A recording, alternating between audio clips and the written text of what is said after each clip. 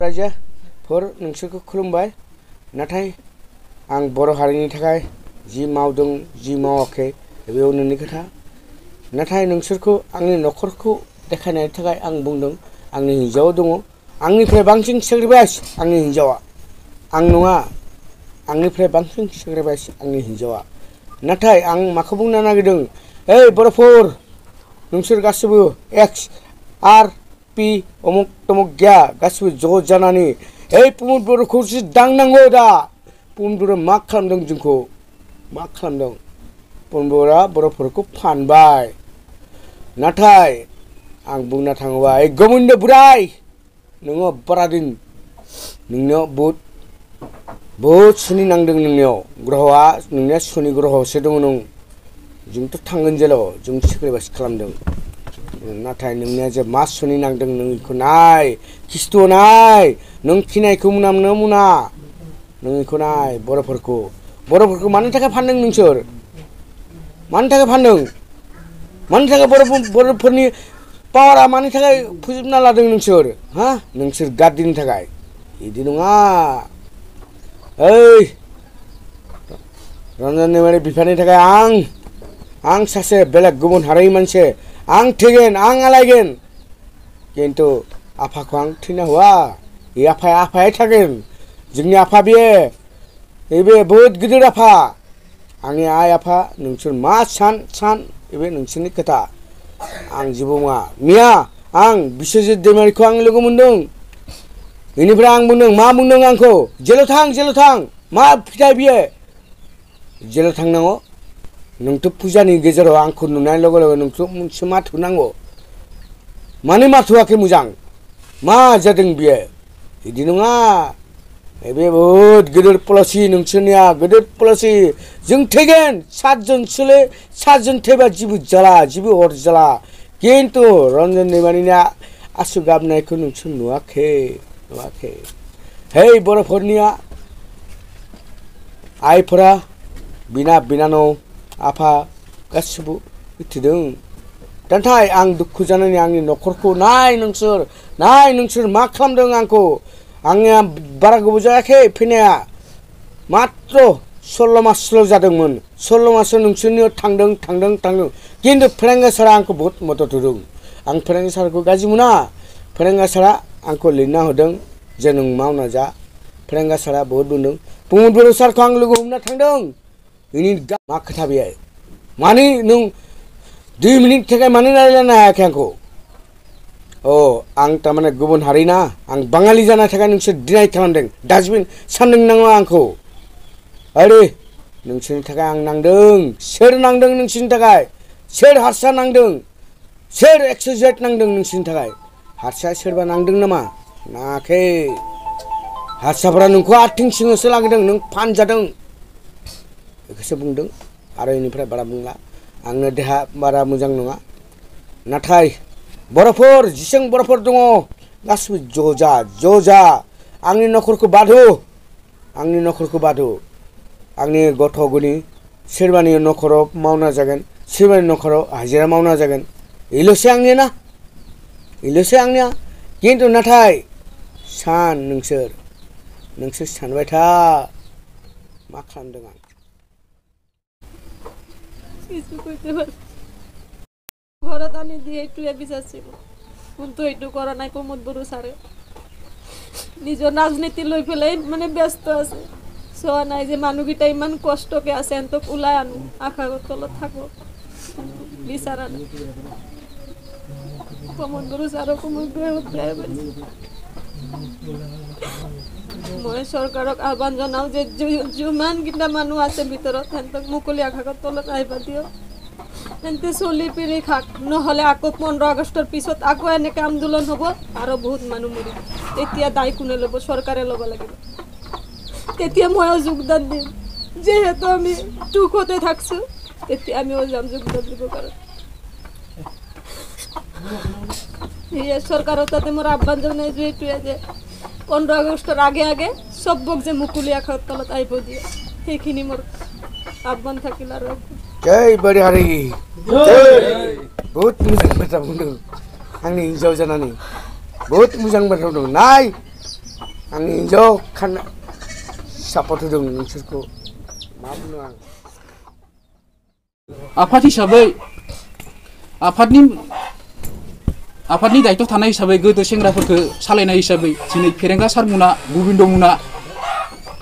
दिनै सावरायग्रा सारमोना बे बुस्थुखौ गुरुत्व लानाया आंनि थाखाय मोजां आरो बेनिखायनो आङो बारा गोलावखौ बुंला जाहाथे बिसोरनि माबाया बर' रायजो राजाफोरा जोंहा खौसे जानांगौ खौसे जायाबा जोंहा जेबो गैखाला मानो होनबा दा जोङो रोखानो नुलांबाय थादो मानो होनबा गाबोन सबनिया जोङो दंला बिसायावनो जों फायनो हानाय नंला बेनिखायनो बर' रायजो राजाफोरखौ खौसे जानो थिनदो आङो जों एक्स एनडिपि हिसाबै मानो होनबा दिनै जोङो मंगलियाव थांबाबो जोङो उग्रपन्थी होनना बुङो बर' मानसिखौ सासे पाब्लिक सासे फरायनाय मानसि थांबाबो बर' उग्रपन्थी आरो आल्फाखौ मानो उग्रपन्थी बुङा अखम सादिन ना मानो बुङो आल्फायाबोथ' बे फरेस्ट बुराखौथ' हमनो हायोना फनावथ' डाइरेक्ट टेलिफन बार्ताजों रायलायबाय थायो आल्फायाबोथ' 15 आगस्टआव बम होदोंमोन गथ'फोरखौ बुथारनाय आयेनाथ' बिराद गिदिर बाथ्रा बेफोरखौ मानो माबायाखै खिदानथ' लायाखै दिनै रन्जन दैमारि सारा दिनै एकर्ड जाखांबाय एकर्ड जानायनि उनाव बबे मोनसे बुहुमाव नुदों जे मोनसे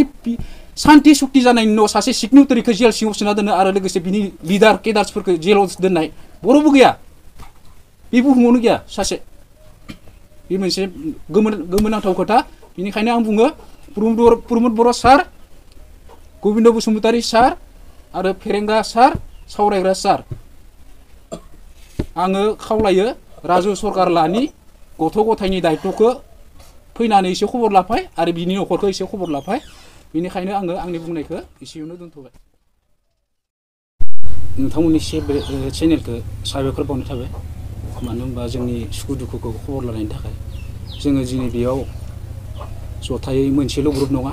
एक्स एनडिपि हिसाबै गोबिन्द ग्रुप दङ थिरेन ग्रुपनि दङ आरडि दङ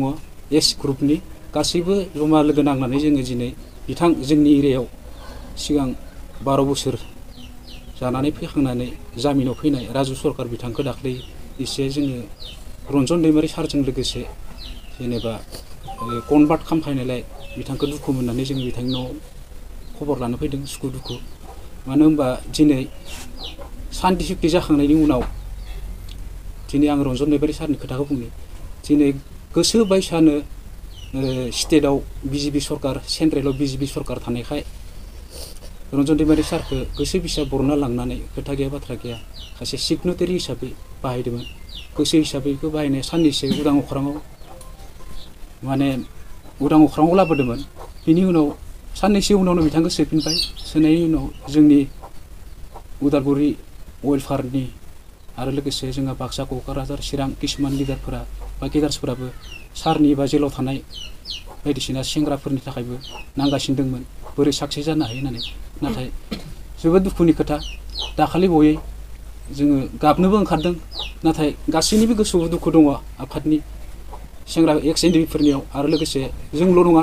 रायजो राजाफोराबो बहुत दुखु मोननाय दङ नाथाय बुंस'नो हाया बेखौ मानो होनबा दिनै जोंहा नैबे बर' नङा बिथाङा राजु सरकारा नाथाय दिनै बर'नि थैया बिनियाव हाबना दङ मानो होनबा दिनै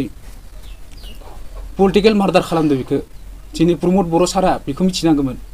आं बारा गिदिरखौ बुङा आं दैमारि सारनि खोथाखौ बुङा दिनै खमसे खम राजु सरकारनि न'आव एसे बिसोर पलिटिकेल पावाराव थानाय हिसाबै रुलिं पार्टि हिसाबै दिनै इउपिपिएलनि मानसिया राजु सरकारनि न'खौ मा बिसा सोलिदो रायहोखांनायनि उनाव मा जाखो बिनि हिन्जावा मा जादों बिनि गथ' गथाय मा जादों बेखौ खबर लानो फैनांगौमोन आरो खमसे खम प्रमदआ हाया दिलीप बर'आथ' फैनांगौमोन बे खबर लानो सासे एमसि हिल हिसाबै बिमानो फैयाखै दिनै दानि थांदोंमोन जों बिनियाव न'आव गैयानो मानसिया दिनै रन्जन दैमारि सार नङाबा बा राजु सरकारमोन नङाबा बा सोरबा जर्ज सारमोन नङाबा दिनै प्रमद बर'आबो सिएम जानो हायामोन गोबिन्द बसुमतारीयाबो दिनै डेपुटि चिफ जानो हायामोन दिनै बिसोरो एसे फोथाय खेबसे खालामदों मानो होनबा गावसोरनि गोजौ जोमजि गारबा गावसोरनि मोदोमावनो नांनाय बुस्थुआ बे सिस्टेमा गावसोरनो ओंखारदों आरो बेनिखायनो जोङो सानो जेनेबा जोङो गुबुना लिडारफोरा गावस्रि जानो हागौ नाथाय जोंनि सेंग्राफोरनि गेजेराव एस ग्रुपआनो जा आरडिआनो जा थिरेनानो जा फोथाय खेबसे खालामदों मानो होनबा गावसोरनि गोजौ जोमजि गारबा गावसोरनि मोदोमावनो नांनाय बुस्थुआ बे सिस्टेमा गावसोरनो ओंखारदों आरो बेनिखायनो जोङो सानो जेनेबा जोङो गुबुना लिडारफोरा गावस्रा गावस्रि जानो हागौ नाथाय जोंनि सेंग्राफोरनि गेजेराव एस ग्रुपआनो जा आरडिआनो जा जिरियानो जा गोबिन्दआनो जा जोङो जितु टंला साब कमिटि जोंहा दैमाकुसि दोङो हुरिसिंगा दोङो टंला दोङो खैराबारि दोङो भेरगावनिबो दोङो जोङो लिडारफोरा पलिटिकेलनि सार्थनि थाखाय माने गावस्रा गावस्रि जानो हागौ नाथाय जोङो दा खौसेथियावनो जोंखौ आरो स्ट्रं खालामफिनबाय जोंनि एक्स एनडिपिखौ स्ट्रं खालामफिनबाय मानो होनबा जोंखौ दिनै सोरनिबा फाव फान्दायनायाव सोरनिबा एम्बु थेबगां बे प्रमद बर' राजनितिकनि बेलायाव माबाखौ मा होनो रन्जन दैमारि सारबा बिदो लोगोसे थानाय मानसिफोरखौ दिनै जि बिसा खालामबाय फोथाय खेबस' खालामबाय दिनैहालागै बे प्रमाना जोंहा नुजाबाय बे पलिटिकेल मार्डारखा राजनितिकनि सार्थ लुबि लानानै दिनै जोंनि सेंग्राफोरखौ जोंनि सिनियर लिडारफोरखौ जेलावनो दोननो नाजादों मानो होनबा बिसोरनि मेन पलिसियानो जाबाय इलेक्सन टारगेट बिसोरनि मेन पलिसिया दिनै प्रमद बर'आ सासे आबसुनि लिडारमोन प्रेसिडेन्टमोन बियो गामसा गाननानै खर'खौ खावनै खावनै हलायनानै डिभाइड आसाम 50-50 लिरोमोन बियो दिनै बियो साला सिफ जानो थाखाय साला दिल्लीनिफ्राय प्लान पलिसि खालामना फैदो बियो आरो मा खालामो प्रमद बर'खौ आं गिया दिनै अरिजिनाल एनडिबिफोरानो दिनै रिहेबिलिटेसन मोनाखै दिनै प्रमद बर'आ दिनै बिटिआर सुक्ति शान्ति सुक्ति होनना बुंदों मा शान्ति सुक्ति जाखो बिलाय जेबो शान्ति सुक्ति जायाखै बियो शान्ति सुक्ति जादोंबा रन्जन दैमारिखौ मानो बाहेराव बरनो हाया बिसोरो बेयाव थानाय आरो एसनि सेंग्राफोर 50 जननि गोजौ दोङो बिसोरखौ मानो बरनो हायाखै दाबो आरो ओंखारना थानाय जामिनाव ओंखारना थानाय साननैसोनि थाखाय फायनाय मानो हेगारना होनांगौ जेलावनो लाखिबाय थाम बिसोरखौ मा नमुना बिलाइ मा प्लान बिलाइ बेयावनो जों हमनो हायो बेनिखायनो आं खावलायो जाहाथे जेनेबा जोंहा आदा राजुआ जेनेबा बाइन्सास थांनांगौ जाबा थांनांगौ जागोन खिन्थु बिसानि न'खरखौ बिसोरनि गथ' गथाय आं बर' हिसाबै बिसाबो बर'नि थै थानाय हिसाबै बिसानि गथ' गथाय आरो लोगोसे बिथांनि बिसिखौ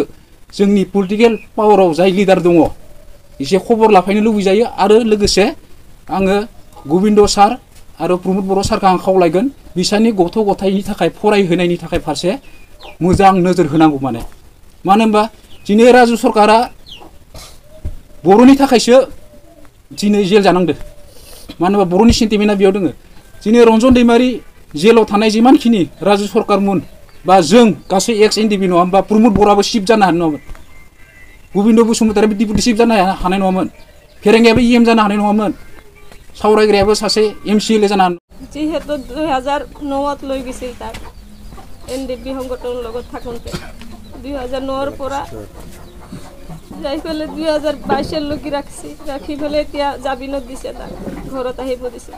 যদি ঘৰত আহি পেলে আকৌ নিবই লাগে তেনেহ'লে কিয় জামিনত দিব লাগে কি ভুল কৰিছে যিখিনি কৰিছে তো পাইছেই না পাই পেলেও যদি মানে এনেকৈ হৈ যায় তেনেহ'লে চৰকাৰে এইটো আইন কৰা ভাল হয় এইটা করা ভুল হয়েছে সরকারের হয়তো সংগঠনের লেগে করতে পারে করছে হয়তো যে রাজনীতি পাইব বা কিছু পাইব বিটিআর চুক্তি যদি হয়েই গেছে তাহলে কি দরকার রাখতে লাগে রাখাটা অন্যায় হয়েছে এটা রাখতে লাগে না যদি রাখবই তাহলে কে লেগে মানে চুক্তি করলো ওরা এইগুলা রাজনীতি করাটা ভালো হয় না করতে লাগছিল না করবই যদি তাহলে কেন দেখাইলো আর কি যে মানে ছাড়বো বললা বা জামিনে আনতে পারবো বললা এটা সবার লগে অন্যায় হয়েছে রঞ্জন দৈমারি হোক রাজ্য সরকারি হোক আরও অন্য সদস্যই হোক তাগর লগে অন্যায় করা হয়েছে এটা বিটিএডি সরকারও ভালো করে নাই বা অসম সরকারও ভালো করে নাই যেহেতু জি করছে আমি ওইটাই কই যে আইছিল আশা করে যে আমরাও ভাবছিলাম যে সংগঠন থেকে পাইছে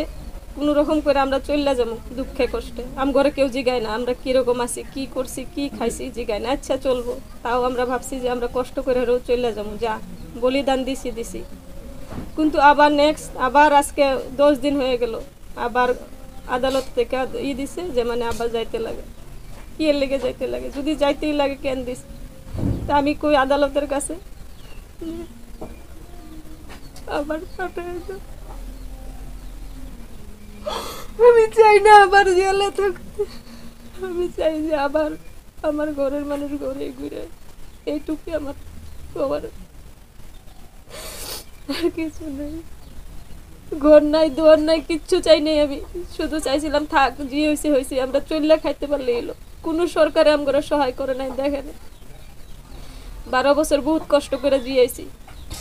12 বছর পরে ভাবলাম যে না অল্প সুখ করে শান্তিতে খাবো কিন্তু পারলাম না আবার মহামান্য আদালতে আবার যাবজ্জীবন দিয়ে দিছে।